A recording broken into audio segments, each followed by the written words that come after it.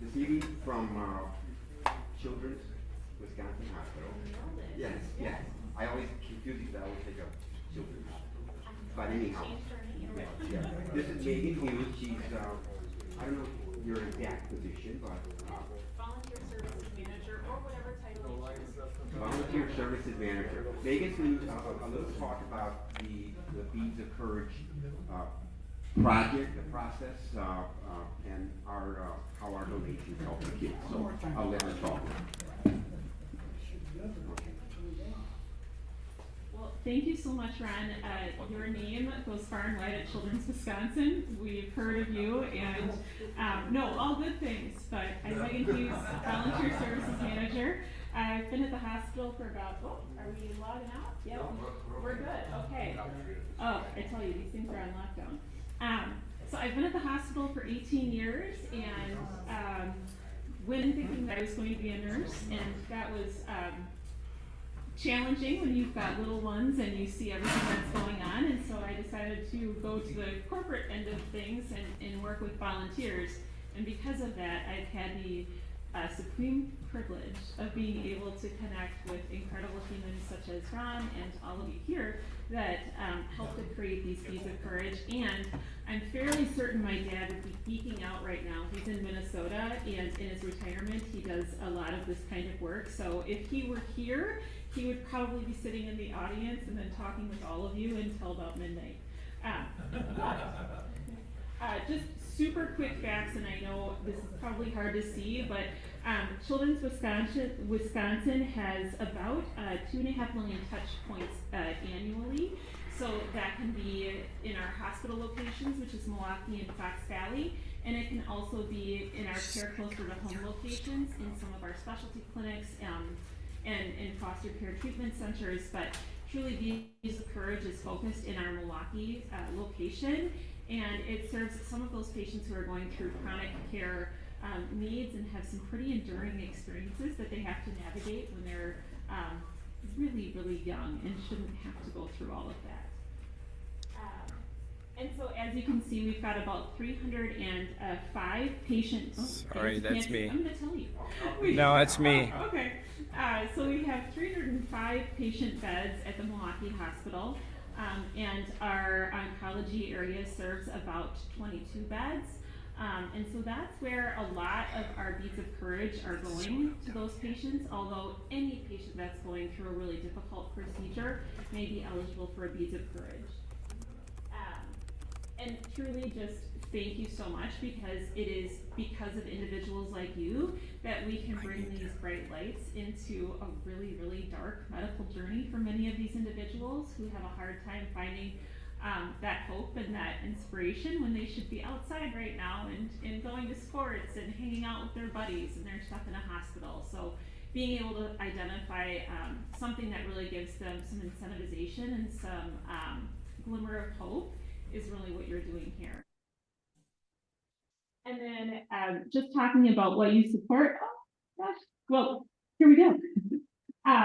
So each child is getting a bead for anything that they've endured, whether that's through a needle poke, a PICC line, whether they've gone through chemo treatment, you name it, they're getting a bead of hope. And these beads of hope become a string of what gets them through each and every day. And I'll show you that because this is one of my, it just came up last week, and I found it to be so serendipitous for teeing this up and coming here today. But just last week, we learned that we have an individual who is a Carroll College graduate, and on his graduation day, he wore a sash with all of the beads that he had collected throughout the years. And those beads he was sharing are so important to him, and he has his bowl and he keeps them all in. And he was in a really dark place. He was diagnosed with B-cell lymphoma, which is a very enduring disease to navigate. And during that treatment, he was able to receive those beads of courage, and that was that one thing that he was able to hold on to each day as something that he could look forward to. And so he is going to school to be a physical therapist and has a lot of schooling ahead of him, but he wears those beads with pride on his graduation day from his undergraduate program. Okay, there we go.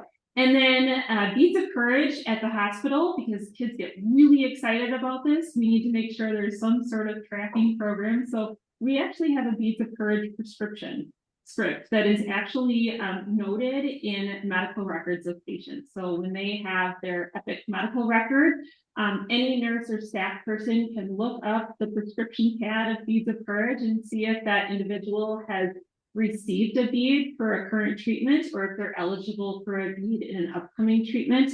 And then they receive those beads and they can go home and they can put it in their bowl. And truly that bowl, when it fills, showcases, it's really symbolic because it shows these individuals how much strength they have and how much they've overcome, and how just those little beads become this huge impact that shows them that they have more bravery and more courage than they probably ever would have gotten.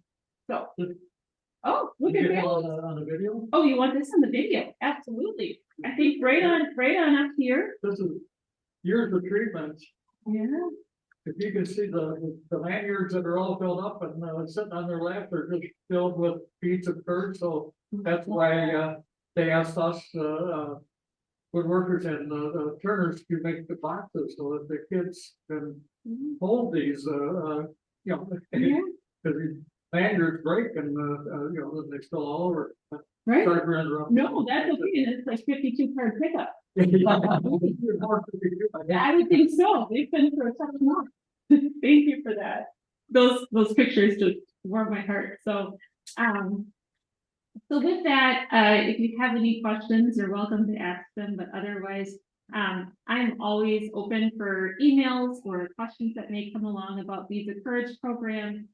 We have a very strong partnership with our oncology area, our coronary heart area, our BMT, any of those areas we are in partnership with, and oftentimes we hear a lot about those patient stories through our volunteers, and we get to see some of these bowls come with patients to treatment, and it's really neat to see. So, so your work is really doing good. And it sounds like you're doing more than just Beads of Courage. You've got empty bowls and all kinds of bowls. So appreciate everything you're doing and the generosity that you're putting out into our community because we really need it. So go for it. This is a Wisconsin thing, but is this also a nationwide thing? Yeah. Okay. Yes, that's a really good question. So it is a nonprofit organization. They've got a beautiful website. So if you have a chance, go take a look at it, but make sure you bring a tissue box because it is very touching. And if you're anything like me, I wear my heart on my sleeve. So typically the tears start coming, but it is a really great program and it's been around for quite some time. Approximately how many children per year? Yeah, that's a wonderful question. So our oncology, hematology, transplant, bone marrow transplant, it really can vary just based on the prognosis. What I can share is that we have 22 patient beds in that specific area of our hospital, and at most any given time, those beds are for the most part filled. Some of those individuals can stay for a couple of weeks to get a tune-up. We have patients who are there for a year plus. So it really just depends on what their treatment journey looks like. It's my understanding that the last beads that they get, if they go home, it's a butterfly, and if they pass on, it's a heart, and their parents receive the heart. Yes, That's- absolutely. That's the word that I heard. Yeah, and it's a really beautiful moment because particularly at end of life scenarios, we really try to do a lot of memory making with the families. And so things like a fingerprint or the heart that they get to go home with, those are the things that they will carry on with them forever. And we've seen a lot of those scenarios, unfortunately. But what we try to do at end of life is try to make some beautiful memories that they can at least hold on to throughout the grieving process. Any other questions? How is the supply compared to the need? Yeah, so you all do some wonderful work, and I was actually just talking to Ron prior to this about we have we have a ton of buildings that are popping up on our campus and we had severely limited storage. So oftentimes we'll connect and say, hey, we only need 10 bowls because we have nowhere to store these items. And we like to make certain that the bowls are within a certain time frame because we have so many infection control considerations in the hospital. And because it's a porous material, even though it's shellac, the infection control still considers it a porous material. We have to be really thoughtful about how long we're storing those items, which is why we often say only 10 bowls, because we want to make sure that whatever we're bringing into that unit is at the height of best and safest care and infection considerate. Yeah, besides the bowls, like we've like leftover parts and pens and stuff, make beads out of. So do you accept beads from us or? That is a wonderful question that I don't have the answer to, but I can get the answer for. So I know that our oncology unit has that partnership with Beads of Courage. But that being said, I'm looking at your work going, my gosh, that's absolutely amazing. But I will find the answer for you. Good question. Any other questions? How do we get your contact information? Absolutely. So I can connect with Ron and share out that contact information, but if you remember my last name, Hughes, my first initial M, in Children's Wisconsin, you've got my email address. So mhughes@childrenswi.org, and I can also make sure that we get that to Ron to share.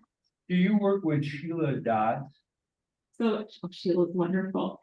So Sheila Dodds is the social worker within our family services department. So I don't directly work with her, but we fall under the same department. Yeah, and she's lovely. How do you spell Hughes? Hughes, Hughes. Yeah, nice work. Any question? Again, one more. Yeah. Oh, go for it. I guess what's inspiring about this, I got so many bowls at home, I don't know what to do with them, I'm gonna bring them up here and donate them. But I started doing the Beads of Courage and reading on their website, the beadsofcourage.com, I think it is. You get a whole dossier, and then you can order the little beads that we put in the top of our boxes. But what's really inspiring about this, everybody hates the C word, cancer. Everybody hates that. And when little children get it, it's really tough to see what they're going through. But what I've read, I don't know if I got this exactly right, but right now, 4 out of 5 cancers are cured or they're in remission. Is that, I don't know if that's I don't want to confirm the statistic. yeah, well, I just read it and I just share that, but anyway, this Yeah. the plus factor it's huge. that these kids are getting through, they become adults and they'll lead a halfway normal life. It's great. That's my inspiration to keep making these boxes for the basic courage for the kids, so that they can have a little inspiration. And when they go through their group therapy, and you talked a little bit about that, when they go to group therapy, they pull out these lanyards with the beads on them. They can recall every doctor, every procedure, every Yeah.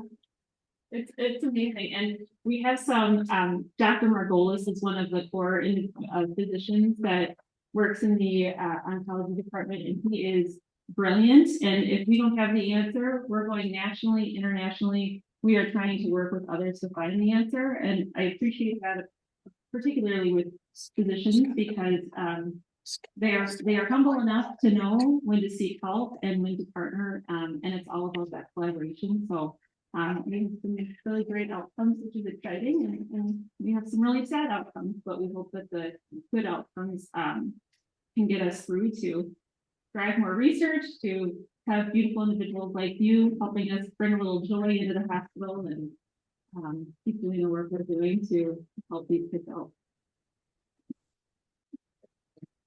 Thank you so much.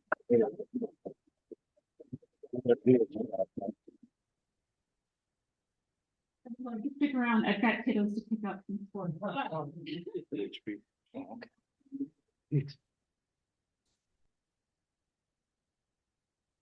Okay, our next order of business will be the financial and membership report. George?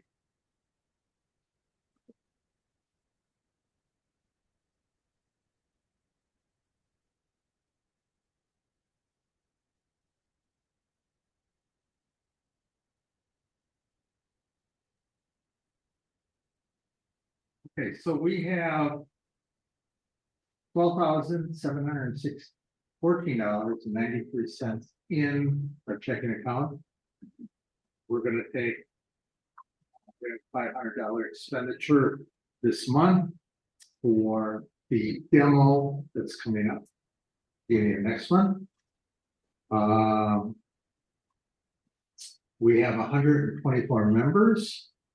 We've got some old timers that came back. Dave Drickmeyer re-upped, which is great. It's a wealth of experience. We have a couple guests tonight. Claudia McDermott. Okay.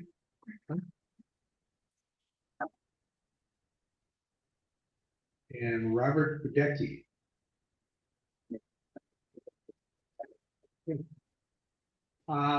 For the Matt Monaco demo, it's $45, and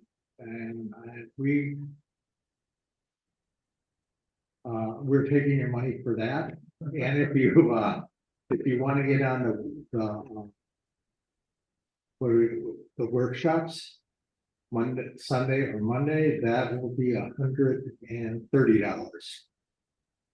And be nice to get that money in soon. Thank you.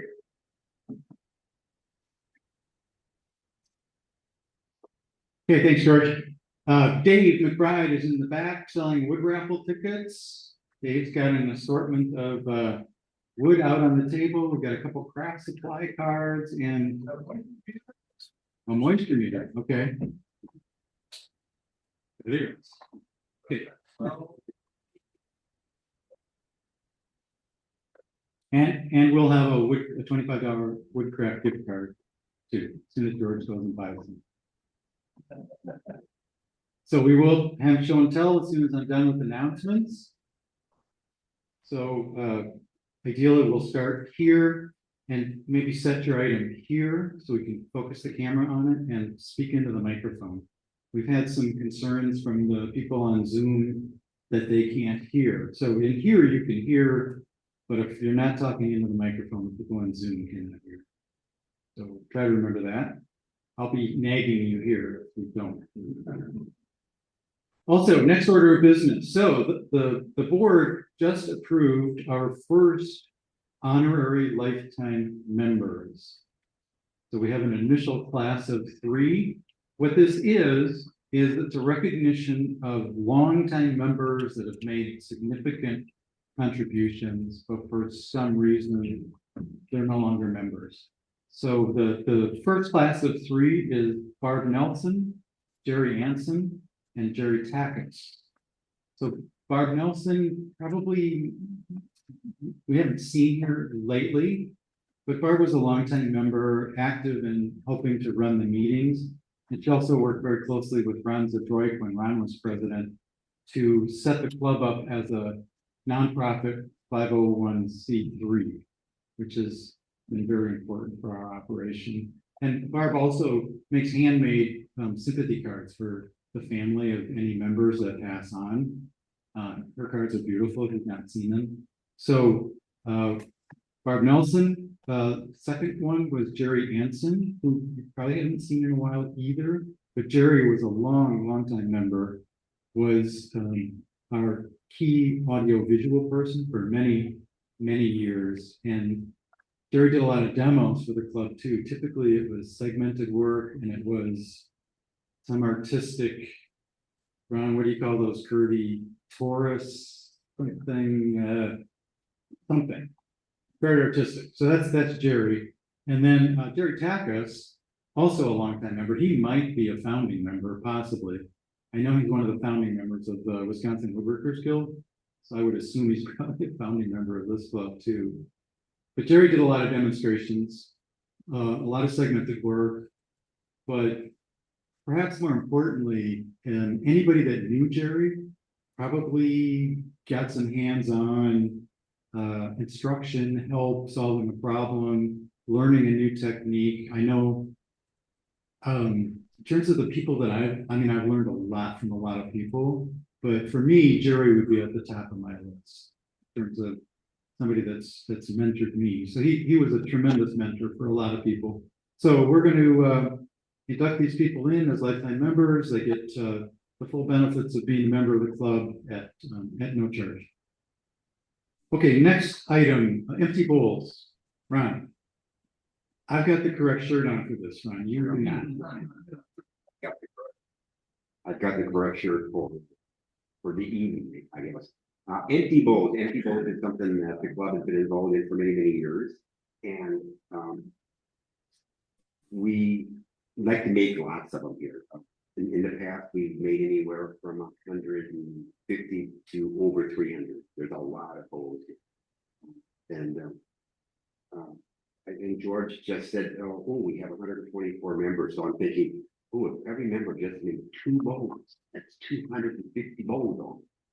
Or there, folks. It's that easy. Any kind of wooden bowl, 4, 5, 6, maybe or so inches in diameter, and depth anywhere from 2 or 3 or even 3.5 inches. Any shape, any look. People don't necessarily eat soup out of these bowls. That's not what they're designed for. But when we do donate them, because typically the empty bowls are ceramic. They get thousands of ceramic bowls, but they covet the wood bowls. And if they're very nice wood bowls, we set them off to the side and they bid out it and we get even more money for it. So I forget exactly how much money Nourish Milwaukee makes, but I think it's in $50,000 some odd $1,000 they raise for the local food chapters in the area. And so you can donate them at any of the meetings. We store them in bins over in the back here. The last time that we can would be the September meeting. So if you want to bring them before the September meeting, and then I drop them off where they need to go, and then they're sent off to. They have a large event in early October. We also just last year we started this. Our club's been invited to do demonstration. Kevin and Tony were over there with one of the ladies and churn bowls and could interact with people who were walking around. The event is a huge hall where they just have a lot of different restaurants who provide the soups. People pay the money, they buy a bowl, and they go around and taste test all these different foods. We have music and talking and stuff like that. So try to do as much as you can for us. A couple of bowls. We're there almost. So and then just make one more announcement regarding Beat the Courage.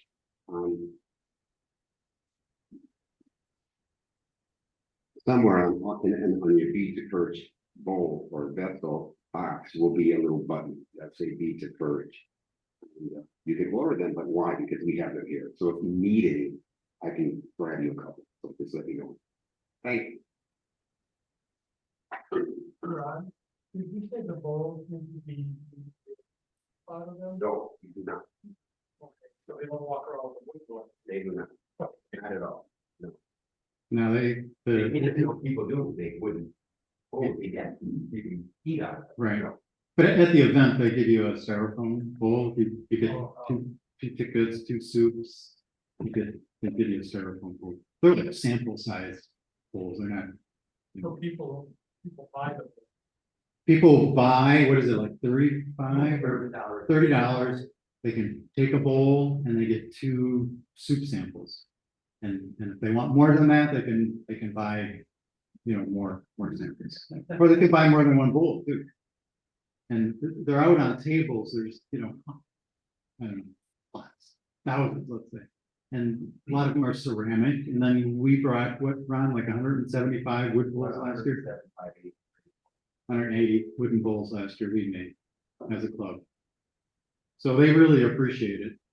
We'll have a speaker from Norwich, Milwaukee, probably somewhere closer to September, I would think. Typically, they've been here, so. Any other questions on empty bowls? Okay. Next item is German Fest is coming up July 24th, Friday, July 24th to Sunday, July 26th. It's at the Summerfest grounds in the culture tent. It's an opportunity for you to demonstrate and sell your work. So whatever you sell, you give them 15% of your sales. Other than that, it doesn't cost you anything. They provide free parking, meal tickets, entrance, etc.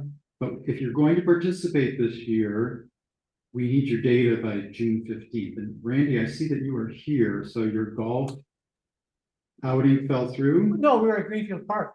Oh, okay. Did you want to say anything? Because Randy has done this event for many, many years, and he joined the club last year, but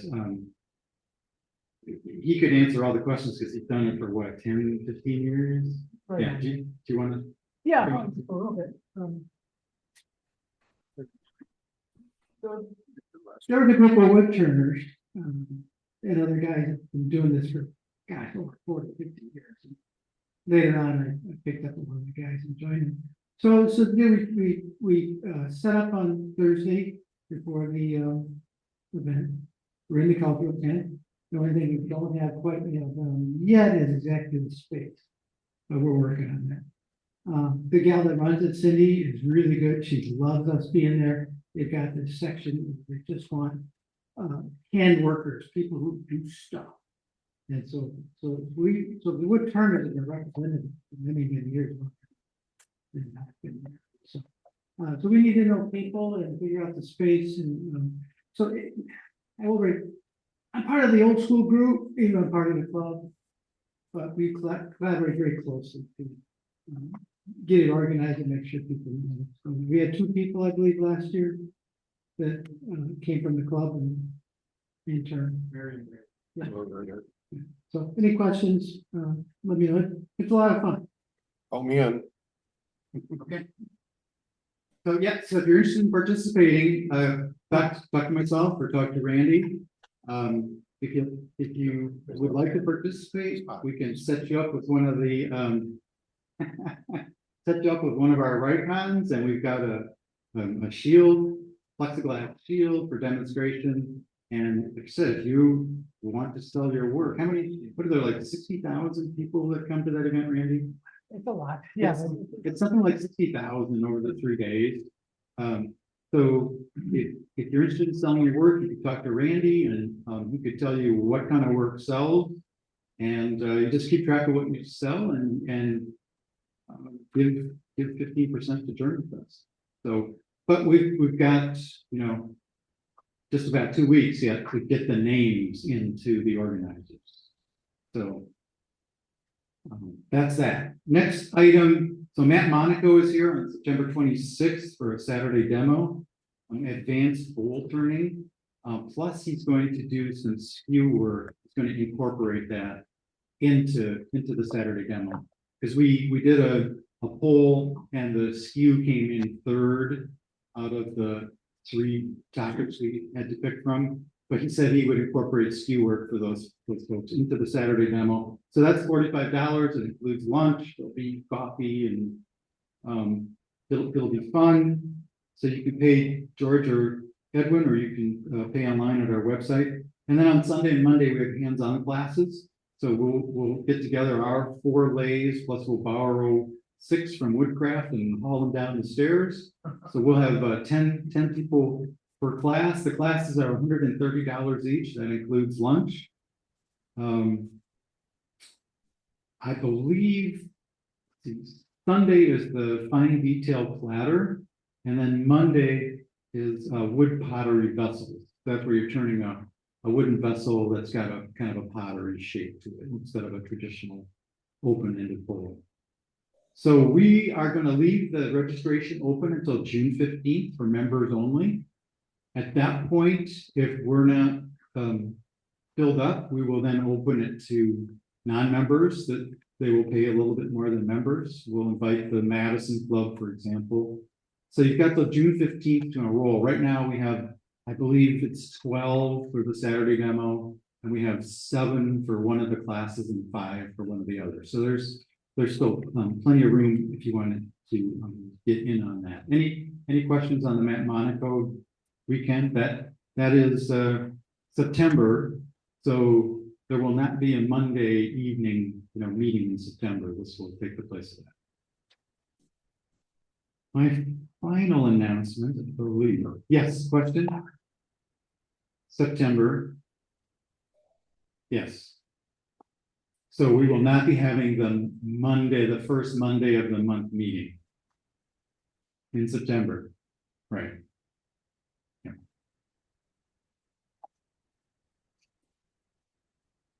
Similar situation for July. So next month, we will not have a Monday evening meeting. We will be having a special demonstration on Saturday, July 25th. So Rob Nelson will be here.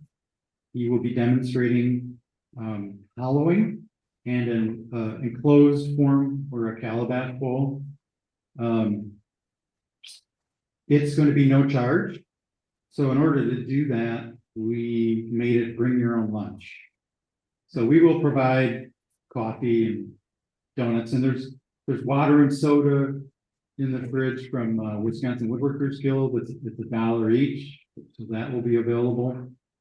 And yeah, we're asking you to register for that too. So you can register with George or Edwin, or you can register on our website, just so that we have an account.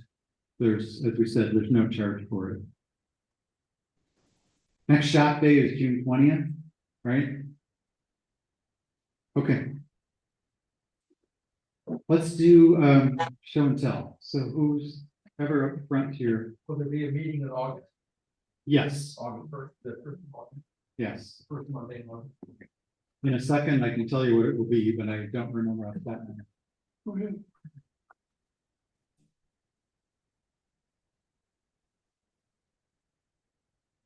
This is my beef to Kirsch vessel that I made last couple of weeks. Pigmented maple, salted maple lid with a little bit of cherry on the bottom and a cherry top, and then a resin inlay on the top lid, and also on the beef to Kirsch bowl. And these are 5 little bowls they're kind of small on the small side, but they are going to be for empty bowls. And 2 of them have a little bit of a decorative patina work on them. The other ones are apple that I got from Tony. This turned out really nice. These are actually quite small, and they actually just connect 2 of them together, and you get 2 of them for the price of 1. That's kind of little. Nevertheless, they're there.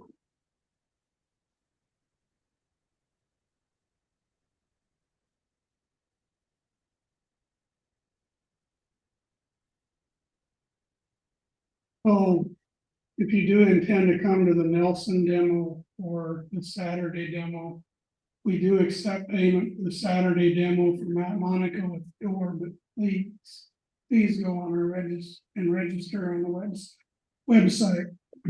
If you register for one of the workshops for Matt Monaco, your registration isn't locked in until we see your payment. So most everybody is paid. We have one person that's registered but not paid. We expect to fill those up, so please get your payment in.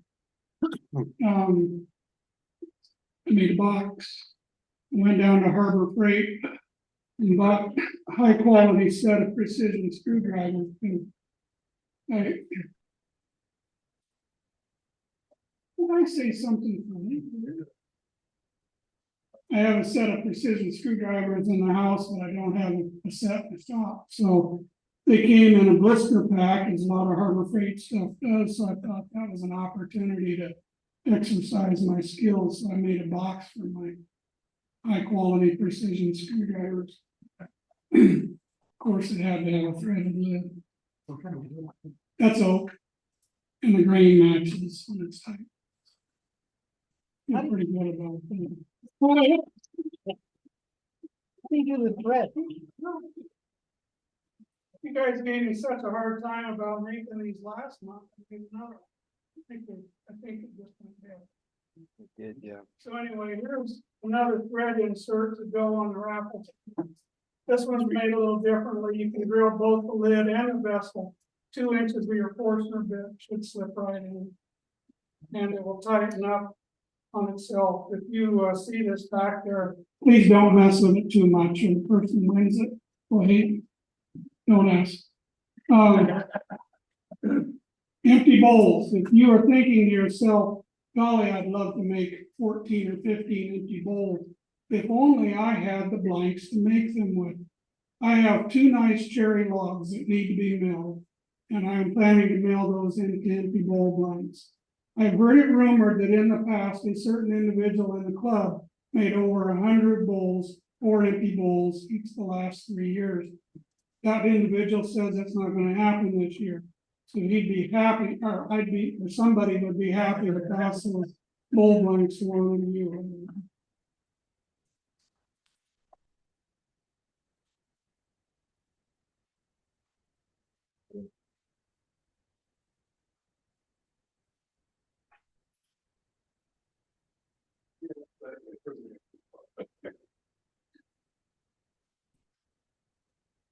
I don't get a lot of shop time in the summer. I'm kind of in and out, so I work on some little things. You know, I like to turn the birds, and so I keep experimenting with different things. I got away from the wood to turning some combo wood and epoxy. This is a pine cone in here. This is wood shavings. I stabilize the wood shavings and then turn them into epoxy. And I can't decide whether I like just the natural wood birds and let the grain, the natural wood, you know, do its thing, or the epoxy. So we'll keep trying. It's a piece of cedar driftwood that I found. I mounted it on. And of course, you know, I'm the top guy. I keep turning tops. I'm not going to spin them tonight. This one, I get a little over 3 minutes out of this one. And my experiment in April was to see how big I could go and make the top spin without wobbling. And this was as big as I got. When I get above 4 inches, for some reason, the wood or epoxy, whatever you use, they want to wobble. So that's as big as I could get. That one goes pretty good. This is just a smaller one, epoxy and wood. And then this was something that was in Wood Turning magazine this last month. I don't know if any of you get the magazine and saw it. And it doesn't have a name. It's just you pull one of these and it pulls the other one in. It's just a kind of a silly little silly thing. So I'm going to put this on the raffle table.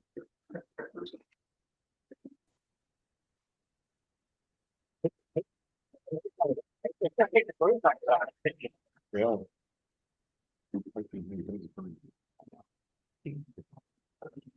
How many years are young enough to remember I Dream Jean? How pretty of a, here it is. Now, I've been rubbing this quite a bit. It doesn't work. Rub it, keep it up. You're welcome to all the wishes you can get out of it. So, this is just a free-form thing that I made out of making cherry. And I found that I like to do segmenting stuff. And I like to play around with different sizes and stuff. And some of it's a little bit like we're going to implement how to make staved. So that's kind of what this upper part is. And what I do is I make the segments. I cut my pieces, and then I glue them along a piece of flatwood. And then after I've done that, then I cut that into to make the segments. So yeah, nothing fancy, just fun. Takes a little time, but it's worth it.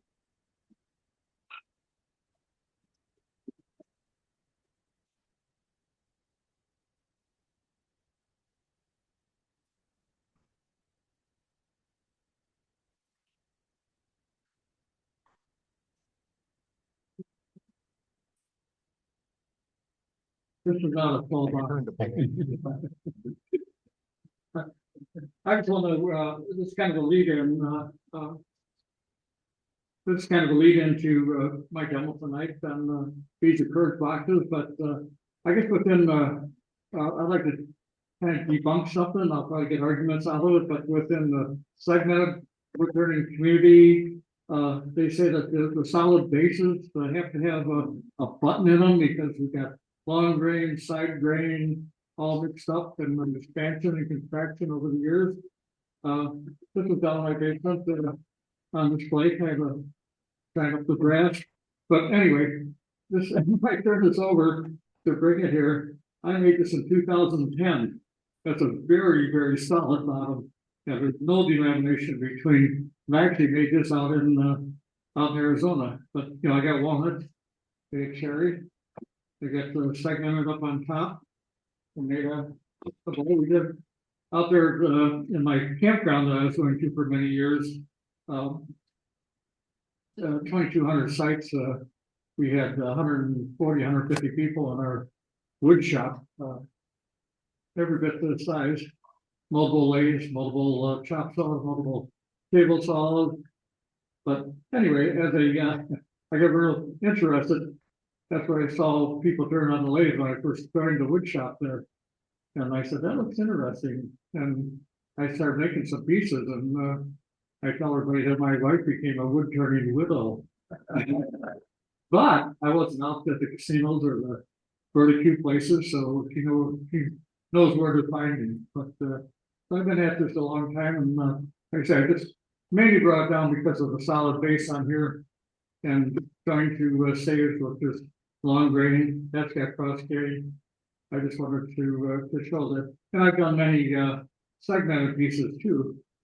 In my history, I've been doing this for a long time. I haven't always been making vacuum trucks and solid vacuum pumps, but I made many segmented bases. So I just wanted to with solid bases, and none of them have come apart. So I just like I say, there's when you go to the segmented wood turning symposium, supposed to be in September, I think this year or something like that. But in the same place where we're going to have to turn on Chicago.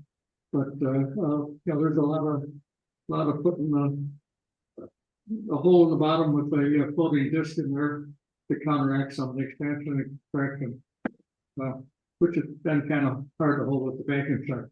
And no, this was never held with the vacuum truck.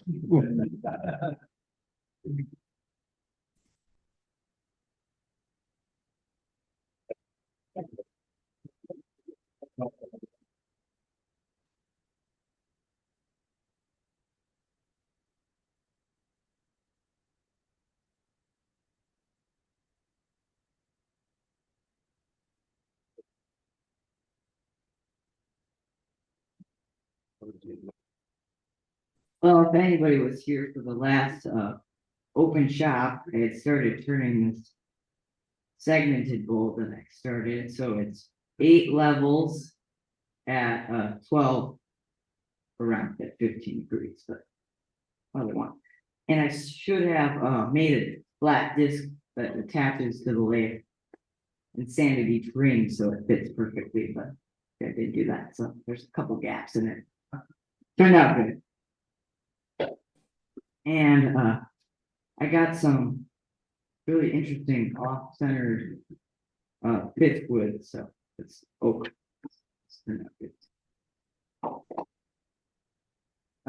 Whoever did the resin bowl last month gave me the silver maple. He was giving a bunch of blanks out.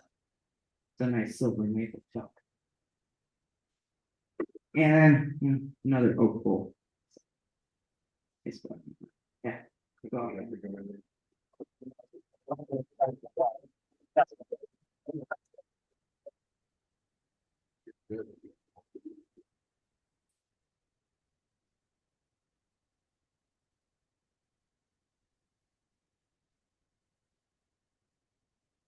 So lately I've been kind of trying to concentrate on doing something extra to make the bowl just a little bit different. And this is a piece of mahogany that I got down in the Keys. And on this particular one, I have to undercut the rim on the inside, so it's a very nice fold. Thought that turned out well. This is a piece of mulberry. I was reading an article and someone says something about you have to put a foot on every bowl. Like if you spend the time to make a bowl, make a foot for it. So It's one of the first times I've actually made a foot for the ball. And then this is a world that I turned that was very exciting. Lots of air, lots of spark inclusions, but I thought it turned out really, really well.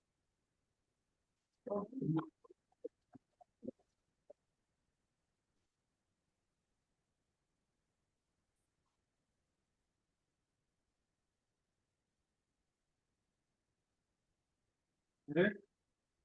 For show and tell. Okay. August is Mark Dreyer is going to be demonstrating carbide tools, so easy wood tools. The August demonstration. Okay, this evening's demonstration, Bob Leonard is going to talk about making his staved beads of courage boxes. So Bob will go for a while, but then we're probably going to be due for a break and probably within a half an hour. So maybe if you get to a good break point, let me know. And is your mic on? Is my mic on? Yeah. Are we on? Yeah. Yeah, okay. Okay, I'm not gonna take and hog out the beads of courage box, and for you to that here. I've got some stage samples here. Okay, I can hear myself talking now. So we can make it long or short. I can answer questions. Don't hesitate to throw out the questions, but I guess where I want to start. AAW has a how do I get can that be blown up? Okay. It's, yeah. On their website, AAW has an article that dates back a few years, which you can search their database and bring it up. But it's all about making urns. It was originally the club that did it was making for the Army vets that were coming back that didn't have anybody to pick up their remains. So they had an article on it, and it's staved construction. And with at my age, I've lost a number of friends. I've also lost some family members or whatever. But and being that I'm a woodworker, wood turner, I can have some to make some urns. I made probably a dozen urns. Never charge a penny, never will, but for a friend or whatever. But that's what intrigued me with the beads of courage boxes, that they use that staved construction. But what I did with these, I would glue the top on and make the bottom removable with a couple with the recess, a couple of screws in there, so that the ashes would come in a little plastic baggie if you don't buy their grass urn or a carrier or whatever. So anyway, I got a number of these. This is oversized. They say 1 cubic inch, 1 cubic inch per pound. But this is my son-in-law's father who passed away, 325 pounds. So I had to make it a little bit oversized, but it's flexible. But like I said, that's what got me started. Another visitor, a friend of mine that passed away, and this is at our church in Gurnee. Enough of that. Beads of Courage. If you go, they have a website, beadsofcourage.org, beadsofcourage.org. But you get all this, it's nationwide, it's probably international, I don't know. I think they're out in Tucson, but like I say, they get some facts and all kinds of things, and you can buy 20 beads for $25, and I'll give you a little card that you put in there. So the person who gets beads of courage box knows who made it.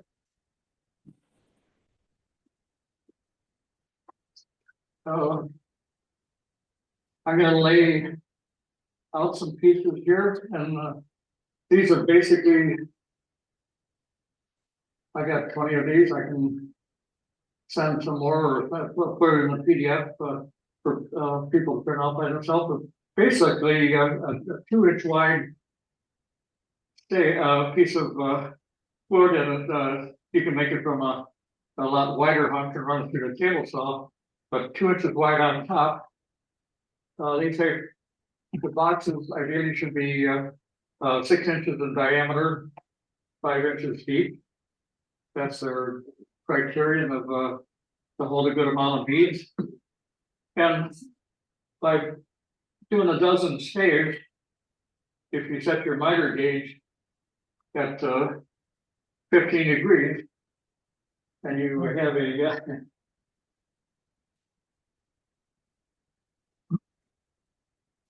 hold that right. Yeah. Remember, you're going to make 24 cuts. There's 12 saves. You're going to make a cut on each side. This is something that you just dial in with your table saw. You have to, just the 1/10 of a degree to make it end up with a big gap on the box. So, with a gauge like this, you can set very accurately, because these will go within 2/100ths of a degree. But 15 degrees, you read 75 on that because that's coming up from flat. You put on your table saw first to 0 it, and then adjust the blade. Making your cuts. This is my Delta saw at my house I've had for years and years and years. You got a big danger point. And this is, and I found out, I started wearing my full face shield and a heavy jacket, because any drop off when you're pushing this through, whether you're putting a plank or just a tiny piece, or whether you have an exactly 2-inch wide piece of wood that you're putting through there, any drop off can drop in, especially when you get to the far side of your cut, can drop in. It'll push that blade, right into your pieces trapped in the table saw. And I went on the internet. I read so many conflicting arguments whether you should be cutting with the blade open like this, or whether you cut like this. So there's so many pros and cons. It's like when I made my vacuum trucks, and everybody had their do it the vacuum thing or do it this way, do it that way. There's so many conflicting, but so when I was doing a series of these, I didn't want to wait for 0 clearance plate to come in. So I made my own. Made my own, and more importantly, even with that, I found out when you got to the end of your cut,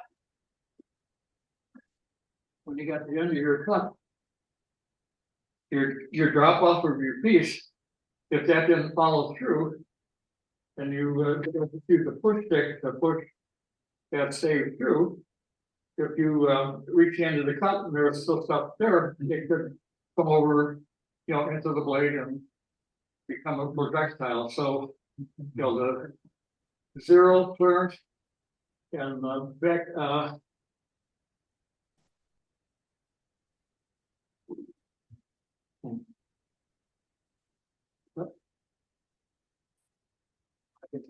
Oh, there it is.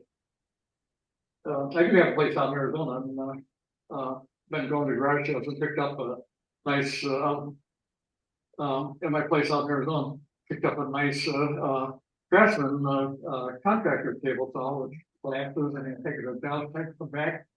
So it had a stamped steel throat plate, and a big problem, same as being open there. So I just had a piece of real flat masonite would be good that I use and put it right up against the 2 inches to the fence there, and then raise the table saw. Happen to have 2 screw holes for that stamped steel.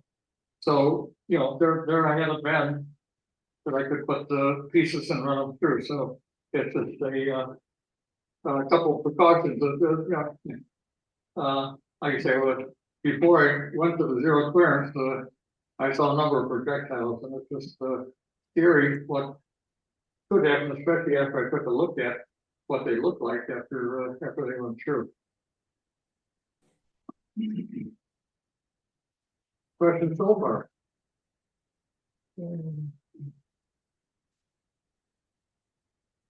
Questions so far? Oh. Okay, let me set up, like I said, there's 20 here, I can, make more, or put in the club. You know, a lot of this is redundant, but there's a lot of new returners that, haven't watched these projectiles float through the air and, the problems that she can have. And,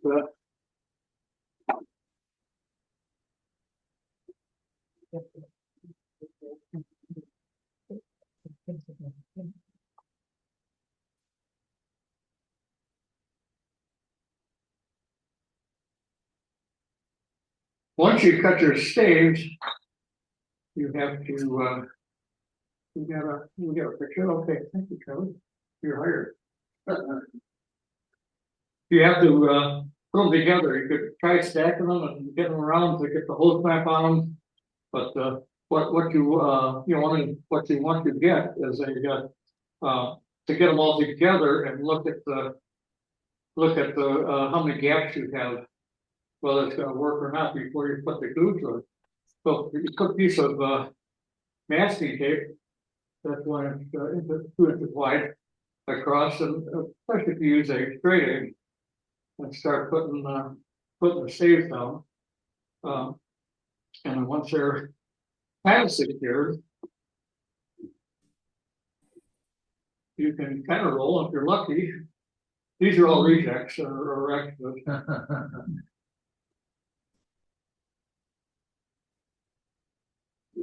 You can put it up and wow, these are also three different jobs, but you can look and see if you've got a gap.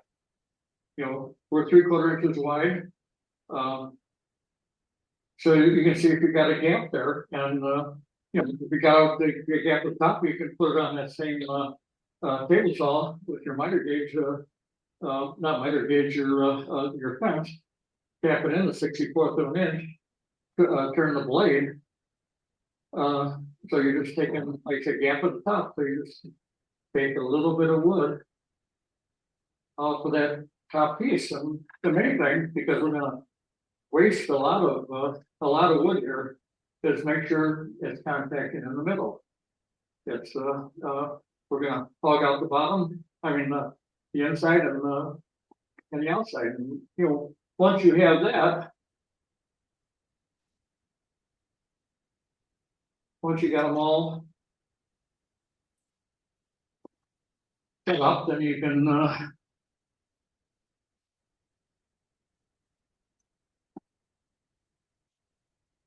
do the messy glue job. I use type on. Any one of the type ons are all really good, and they're tried and true. But put more than enough, put in the groove, or use either a stick or the spatula we got from that demo we had on from type on. Just scoop it around there and bring it back together. And you know, when you're raising it again, you're going to go a little bit slower and let it ooze out. And close them up.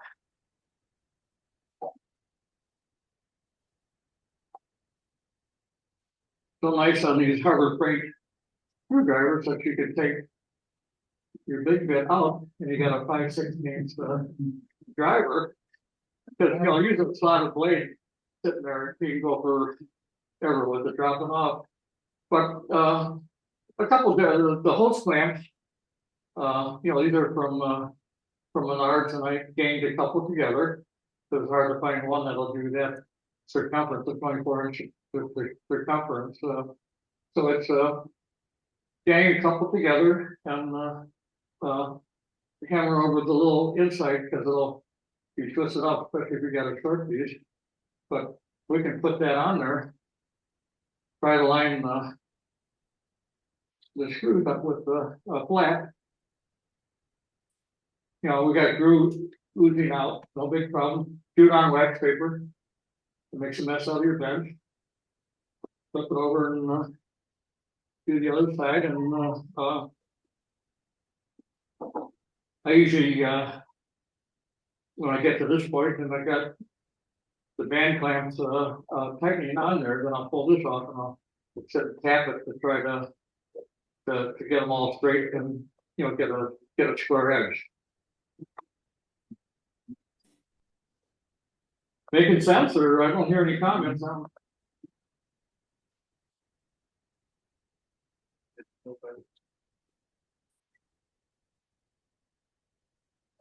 Which type under are you using? Oh. What's my telephone number? I don't know. Type on too, but I'm just type on original. This says interior exterior. Well, this is never gonna be holding water, so you don't have to just any one of the type on are really good. I do have the quick set, but I haven't really tried that on this application. So like I say, any one of them.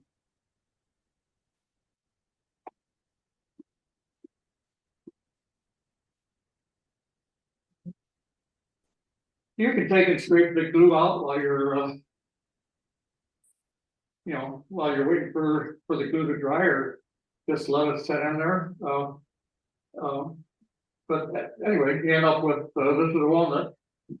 You end up with probably moving too fast, but you see these are all tight. And if there is a little bit of gap, sometimes when you're going through the saw blade, you get a little tweak or resonance or whatever. If it's on the far outside or far inside, it's pretty no big deal. I'm going to leave that out here. At break time, you can pick up those pieces.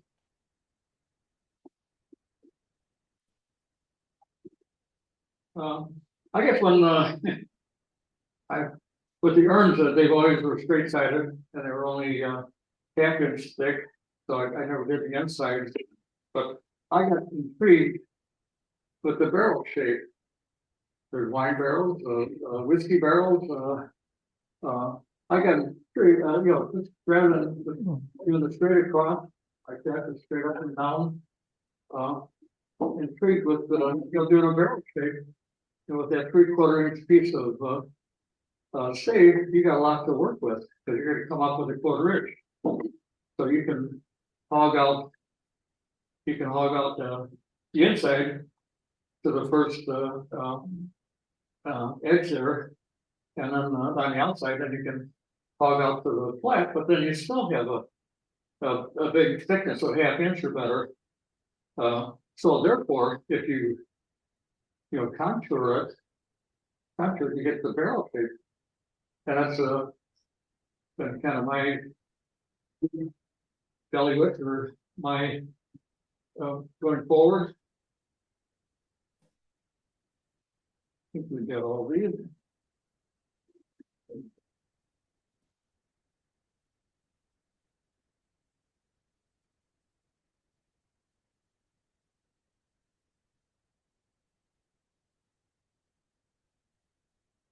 So in order to get some of the thickness out, you're gonna have to do the inside. So that's how do you do that? This is maple. It's very, very wormy. If you can see it, very, very wormy. It's good for nothing. But cut a piece, put a pennant on it. So I'll do over here. You can put that on there, and on the other side, you can either use use a piece with the center that you use your tailstock on, or because my robust life center has threads on it, I put a thread on it. It makes it a little bit more stable. So I'm going to switch over here.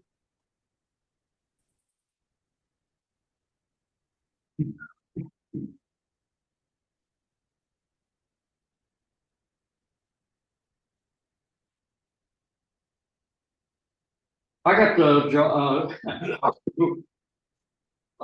I got the trucks with the dovetails, and, you know, my original stronghold truck, I just love it with the serrated jaws because you can spread it wider so you can get a better grip on it and it still grips in real good. And I, you know, between either one, I haven't lost any that I wouldn't have lost anyway, but for the catch, but it's been a long time since I got a catch because I've been doing it for a long time. But that's not to say in front of a group.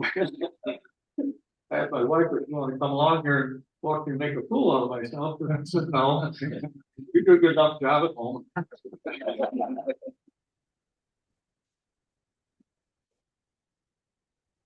So anyway, this does have I can explain this too. This does have a ledge on there. I'm going to tell you why. But I mean, if it was just a bevel going up, that's okay too, because that's how you're going to catch it with on this side. You can do the bevel. And the main idea here is to kind of knock off the prowled edges and you'll get something round. But you know, I found out by doing that after and I'm not going to hold this up. I could, but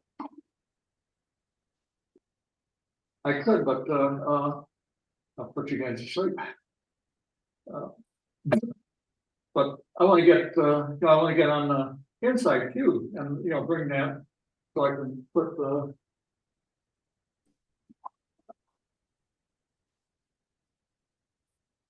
the piece in the bottom. So I can put the piece in the bottom that's going to that'll allow me to make my cut and smooth out the inside. Now, all the urns that I did, it didn't make any difference because they're never going to be opened up. So it never made any difference. But you know, if you end up, I think I got a piece of curved block six. Has just a slats going around there. It's to me it looks crude, but it works. Somebody will like it.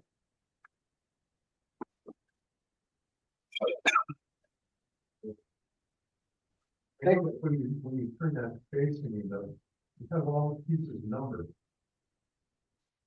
All the same. That really necessary? No, I don't know why I did that.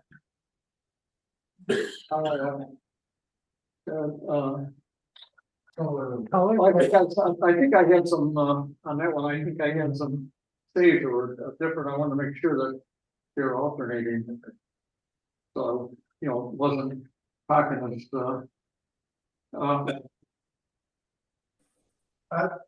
You kind of take a break sure. before you start playing. So let's start again at 7:50. And you know, when I get back, I'll make a little bit of a cut on here to show you the inside of what I like for doing the inside, but you can make this as long or as short as you want, and I can answer as many questions as you guys come up with.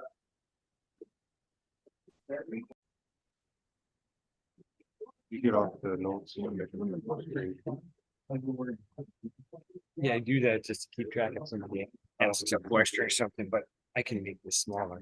All right, so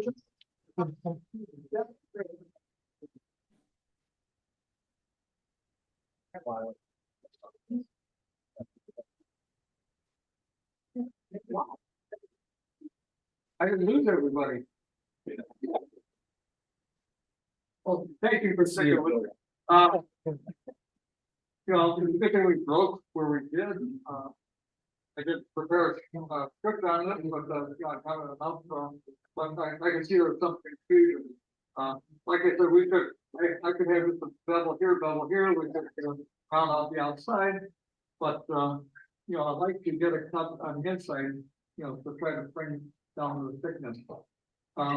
By using this piece here, putting a step on here, I can actually glue this, and this will be a sacrificial piece. It'll be a sacrificial. I'll glue that on there, and you'll round out a little bit. But what I'm going to gain by that is that then I can pull this away, and I can get the inside rounded out, so I can put my permanent base foot on there, so this is gonna be a sacrificial. And by putting a little ledge on there, because we're only gonna hit here. All the way around, a little bit of, ledge that we have on here. So, we don't have a whole lot holding on, we got a lot hanging out here. As you'll hear later when I, take some cuts, it gets pretty vibrant, I did try sidestepping. I don't think we can zero in on this. I tried sidestepping instead of using a sacrificial piece. With this diameter, I put I glued on my permanent base, but if you could see the inside of there. Just stay. I got answer pants, I can't. There you go. I don't know if you can see the inside, but you can see the very bottom. The very bottom is not, you can see the kids putting their beads in there and whatever, they kind of, they're kind of nice at the base, wrap right into, the inside circumference. Yeah, okay. So anyway, I tried it once, but I didn't like it. So, like I said, at this point, I would, on this raw piece, and I, measured the inside diameter and put a step on there. I put the glue on there, put that on there. Hopefully do it at the end of my afternoon, evening, or whatever, and then bring up the tailstock to give a little pressure on it, keep it round, and we can see this running around. This end doesn't, it's gonna wobble a little bit, even though it's screwed on there. So, but anyway, let's go back and make that happen. And it just so happened that change colors and wood. This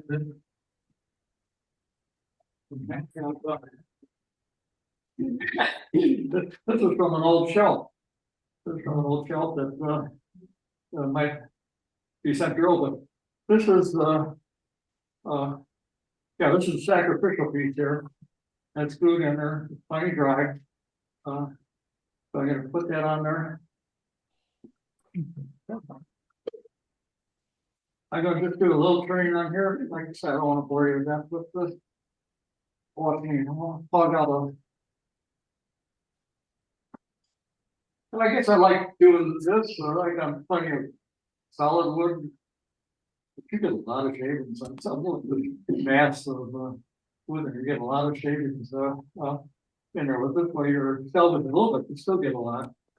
But so, like I say, we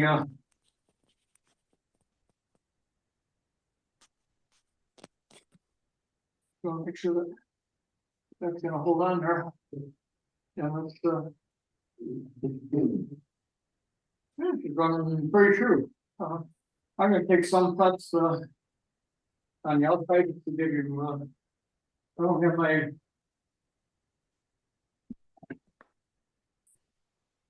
my ski, which I guarantee I can show you how to cut threads in there. So that's I'm just gonna use my bolt out.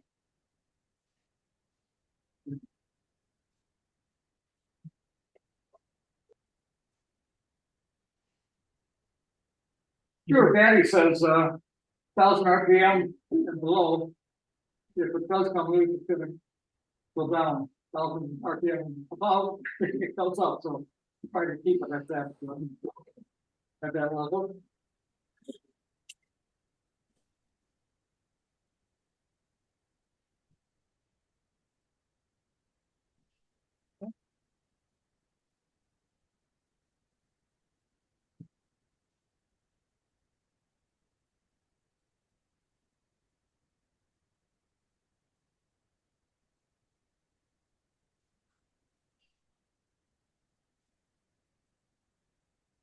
You can see, I've got this rounded up and coming down. ideally. Ideally, I'll find a piece I'm looking for. Ideally, 9 inch radius. If you were to taper this, a 9 inch radius, gives you a nice,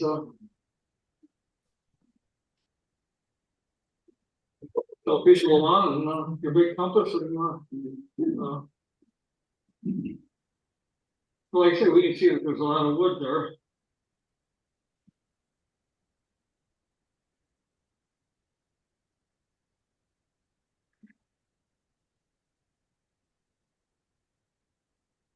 Make that barrel shape, I start either on the far right or the left, and then work my way.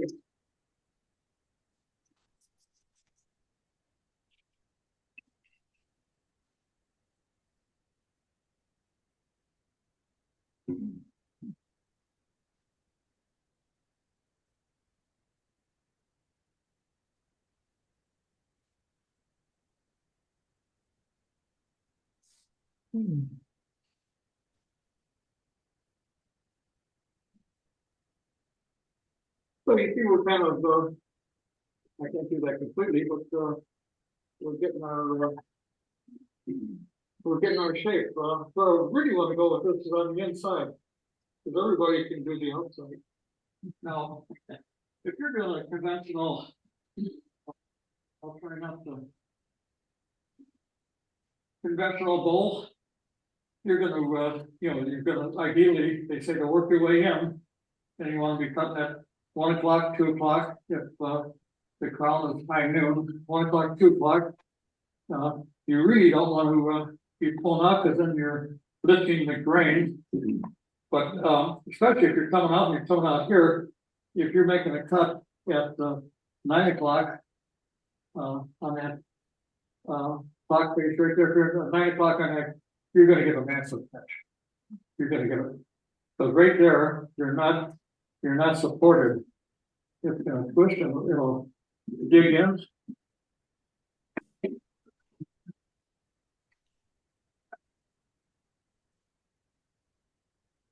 Like I say, this is the glued up one with sacrificial. And, what we like to get down now is on the inside. And just like the inside of a bowl,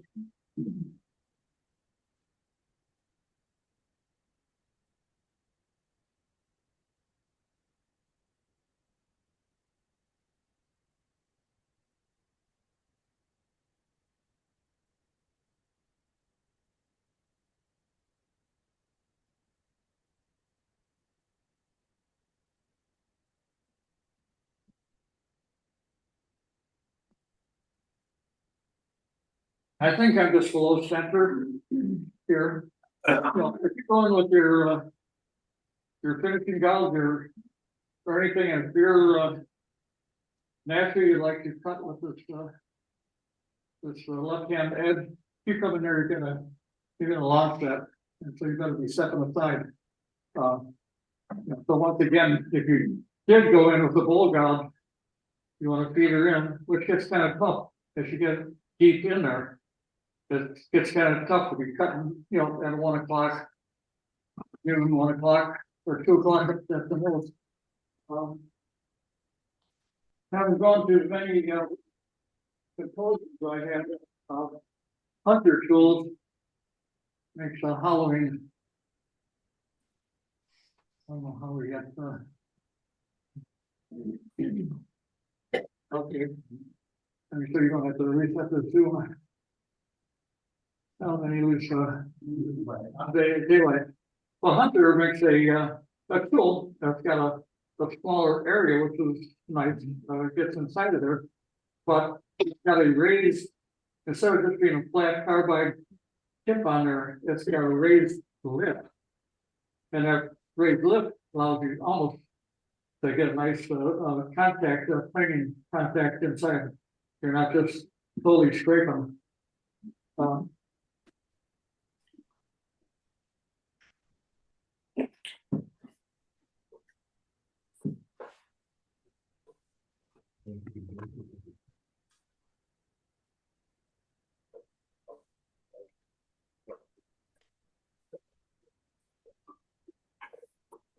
don't know what's cooking. I guess I'll find out before I.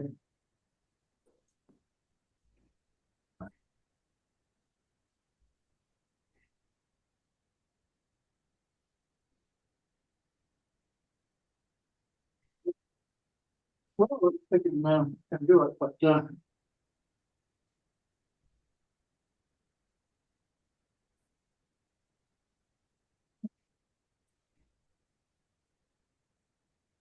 hunter, boy. The hunter tool is best presented the downward arc and hitting, at that, 11 o'clock, 10 o'clock, and just playing back and forth.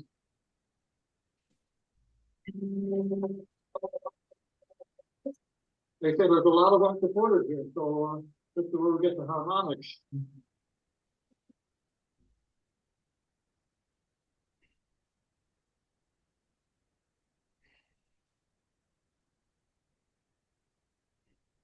The cutting tip is actually right at the 90-degree mark.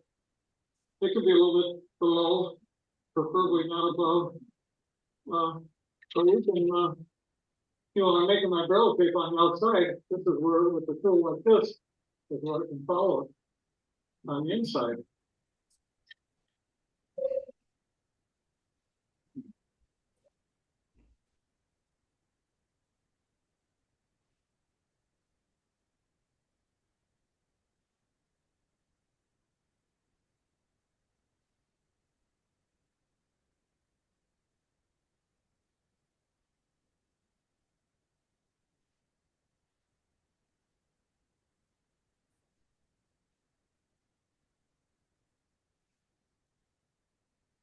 Woo!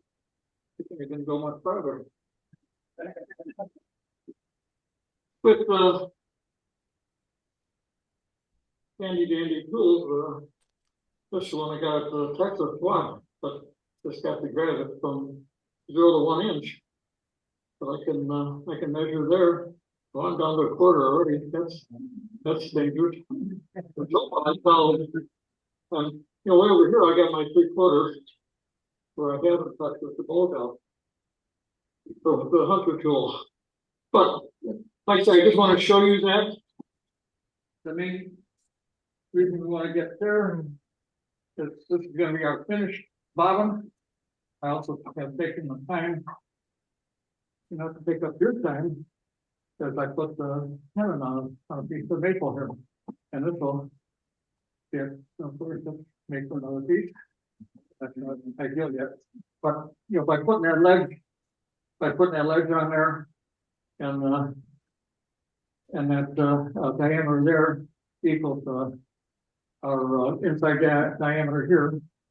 And then then I'll put glue on here and run my light sensor up.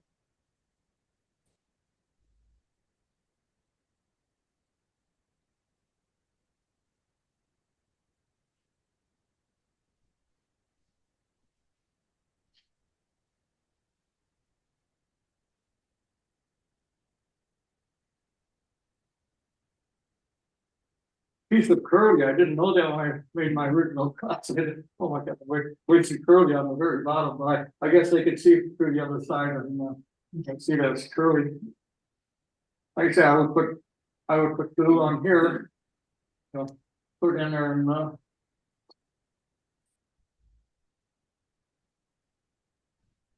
then run that off. Let me see if I got one.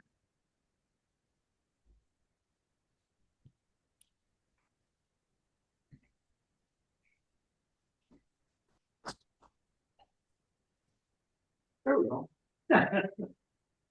Well, this is over, so it's got a little bit of finish on it. This is where I glued on the bottom, and I cut off my sacrificial piece here. I glued on the permanent bottom, and then once I do that, I separate this with a party tool.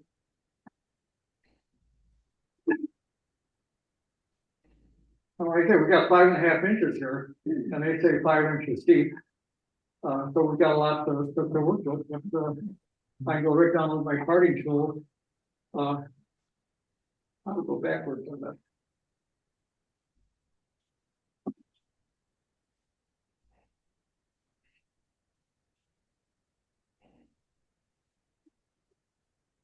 Keep in mind, I have the permanent bottom on here, glued in here already. And I'm not gonna part this completely off, but then all I have to do.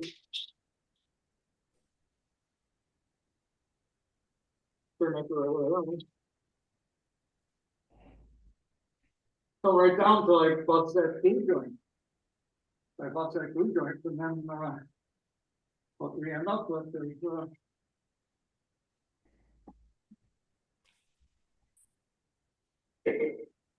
How much of the inside is normally turn right now? pardon me? How much of the inside of your turn in this position? Well, I could have, normally I'll go all the way almost to the waist block. Okay. It's, but at this point, you don't want to take too much there, because you want that support. Yeah. You don't want to take too much, so you do it, and, I will, at this point, I will also made my barrel shape on here. So like I say, for the essence of time here, I don't wanna keep you guys all night. Also, if you wonder where you're at, you might be at the gym. Two questions. Is it possible to be the inside of the bowl gallery? I believe it's actually done from that way, or, Have you figured out a way that, well, like I say, you gotta drop your tool, and you have to go in there with that leading, which is not, it is like the inside of a bowl. It doesn't feel natural. You wanna go in there with the open face. has anybody figured out a way to go halfway from each end? And you go halfway from each end instead of having to make that full 5 inches? Oh, yeah, well, definitely, that's what I.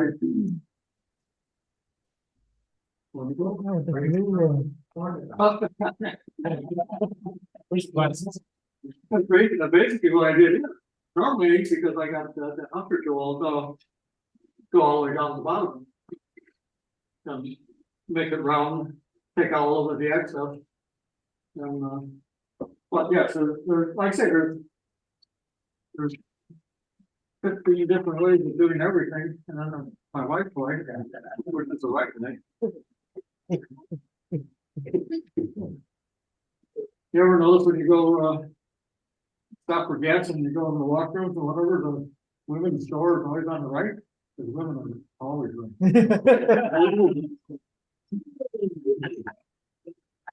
The good thing I live with my wife. It's recorded though, here. It's on Zoom, she's watching.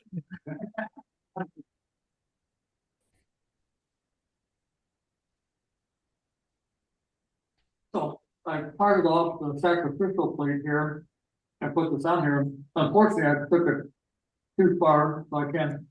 At this point, I can't make any more. I don't want to make any more cuts. It's right at a 1/4 inch all the way. And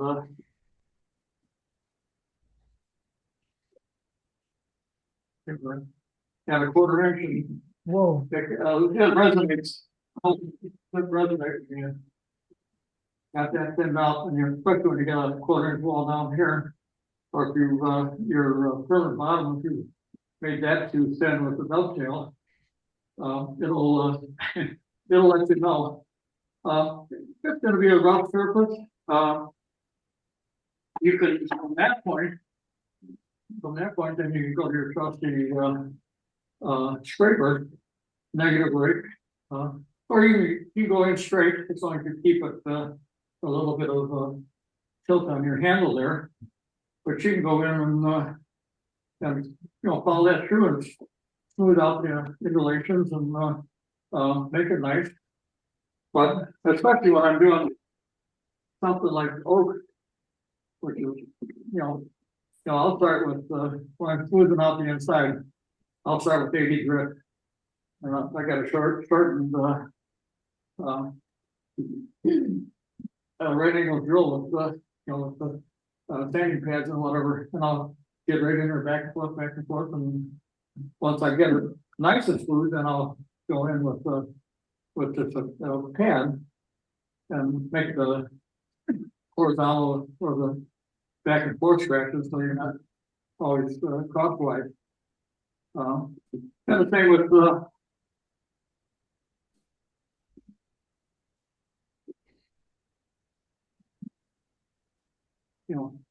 rounding out the exterior here is, put that on there, but most of the time you can feel, but you want to get that nice fair curve on there. So, by having this, you can get that nice fair curve on there. Do you use that on the inside through the? No.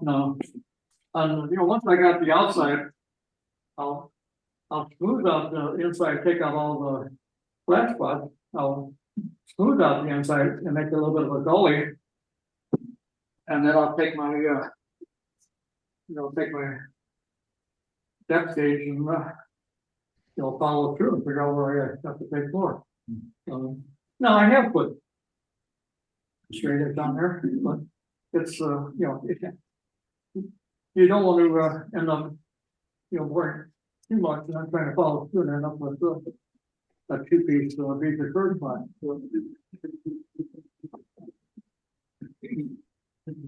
And, I guess at, this point, I'm going to,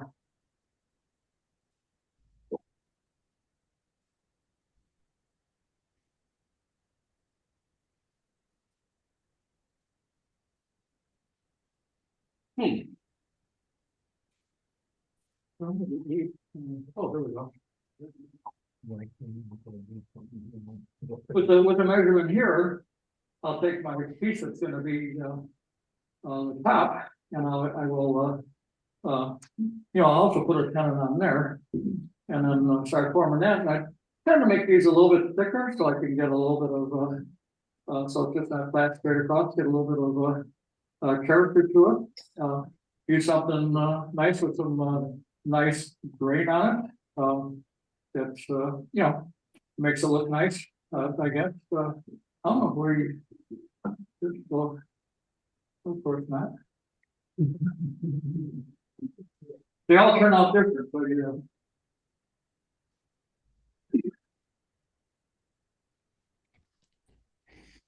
oh, it was gonna be here. This is the desert hardwood right here. Willow acacia, not like any willow that we have around here.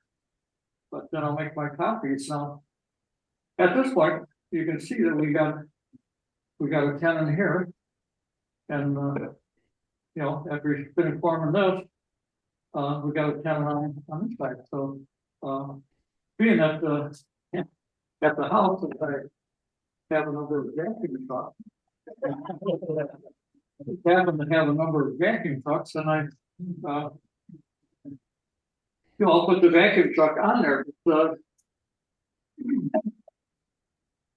who would know? Even without the vacuum, we got a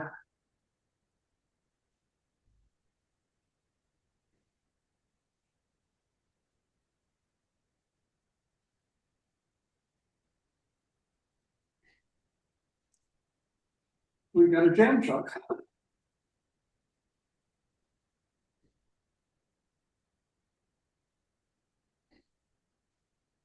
Vacuum tube will go here, out the other side. Whoosh.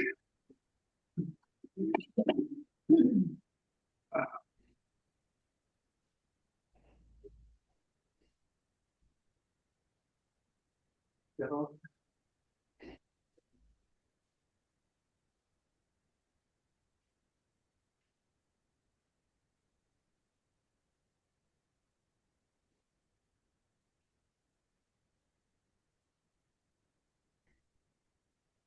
Luckily, it just worked.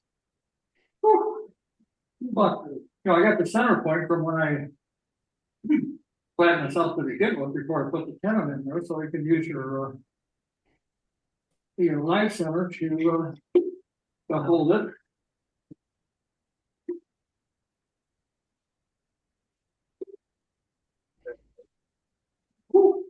Working? And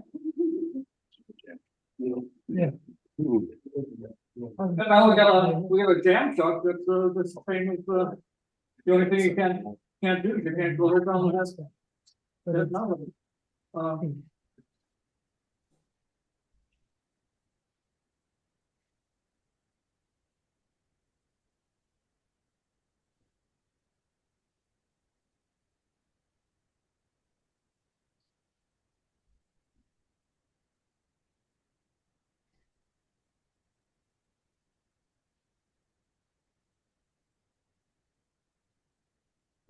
That's the same thing with my wife.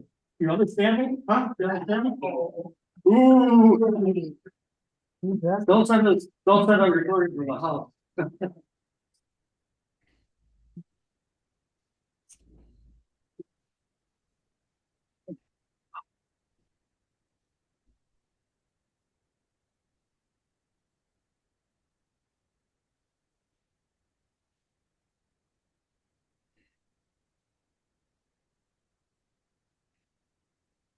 So I can take it right down to an oven and then, use a scraper to, get my, nice smooth, radius.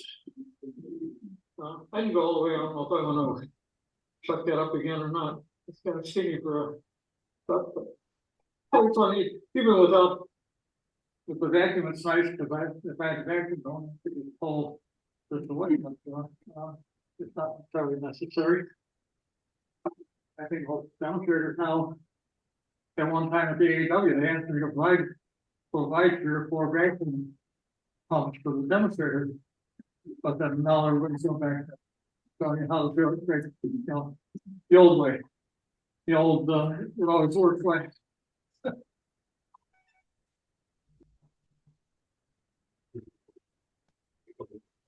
Well, I guess at this point,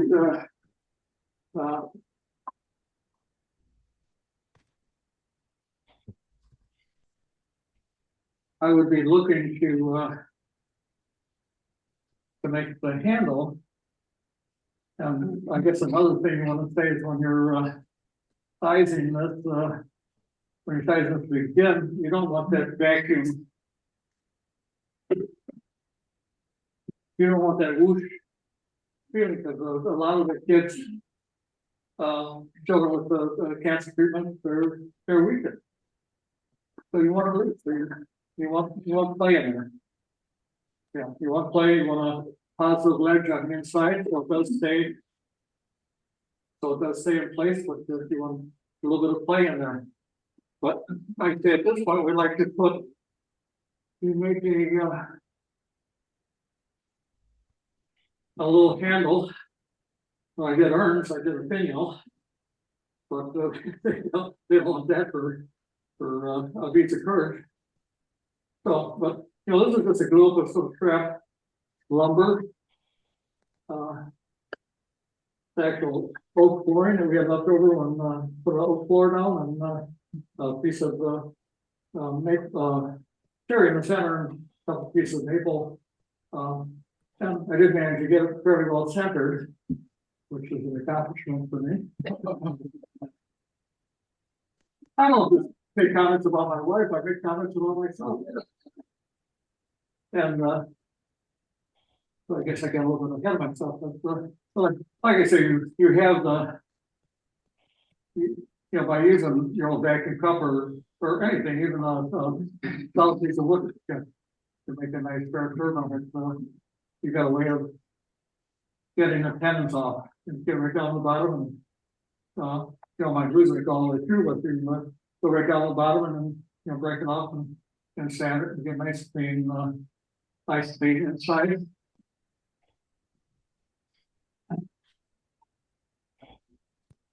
Huh? 5? 6? 7? Yeah, no, I'm pretty much done. Got 5 minutes. Okay.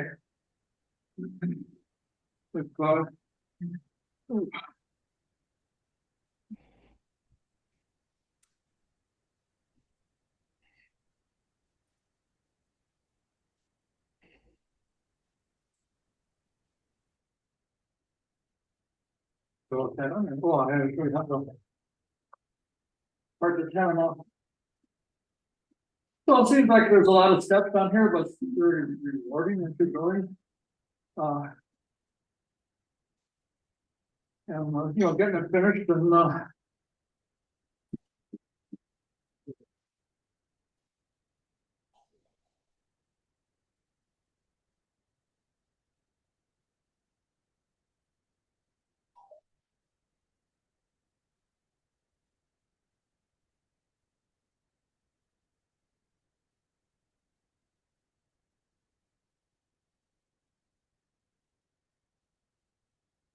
you know, just an oversized solid block, but then, you know, I'll just tear it down a little bit and then, you know, with a, parting tool, I'll set some of my.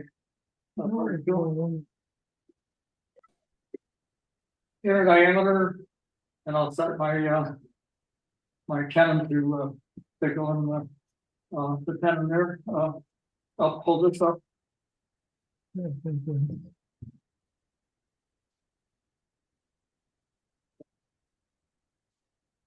When I drilled, okay, I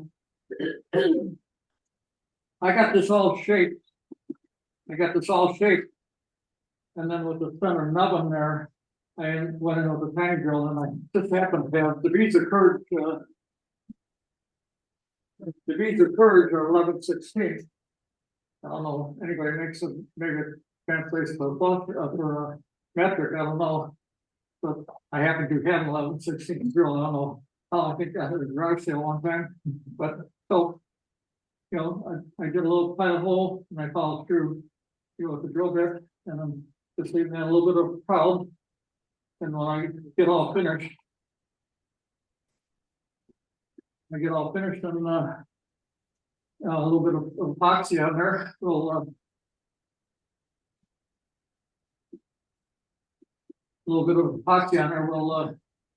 cement that in.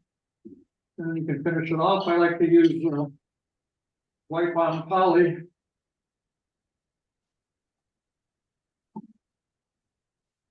White bottom polyurethane.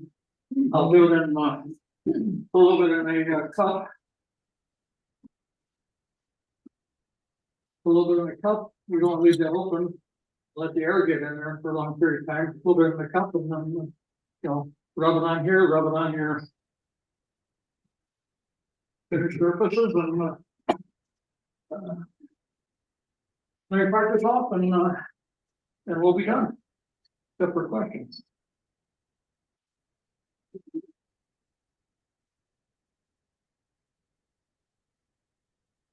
Thank you.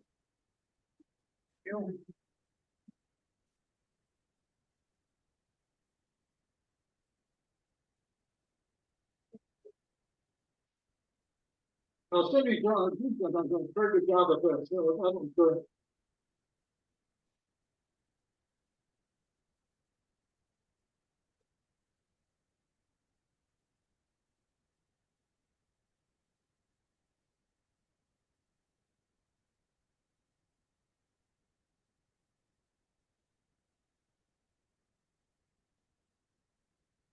well, for using that one.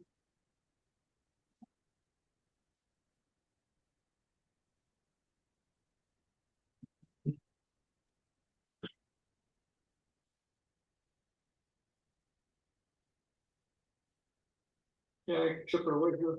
Also, while holding this out here, I want to put a reverse camper on there. Because invariably, if you're going through, you might have a crown, and then when you stick your piece on there, you might have a gap on there. So I, you know, go to the inside. So, you know, hold my go over the sander and sand it off, and then glue it in there with the wood glue and do the piece of curve, emblem in there. I tend to write my name on the bottom between the second or third coat of white on poly, just real small. Don't put a date on it anymore because you never know if they're going to be used right away or whatever. I guess questions.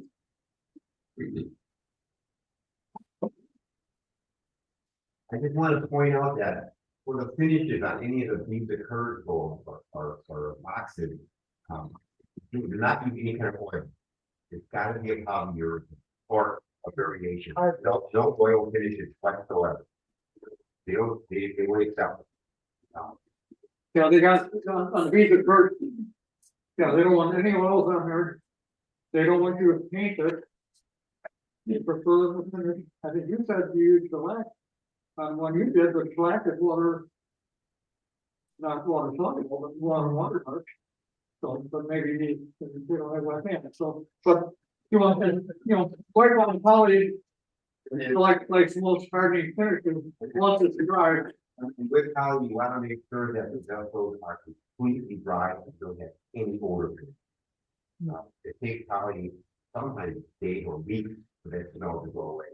What I do on marketing, because I like the look of poly, that initial coat, because it makes the green color. So I'll put a coat of poly white on poly, and then I'll put on 3 or 4 coats over the top of that of water-based general finish by upstairs. It's a great water-based finish, and there's no smell after about it. But you have that look of white on poly. So much fun with that. All right, thanks, Bob.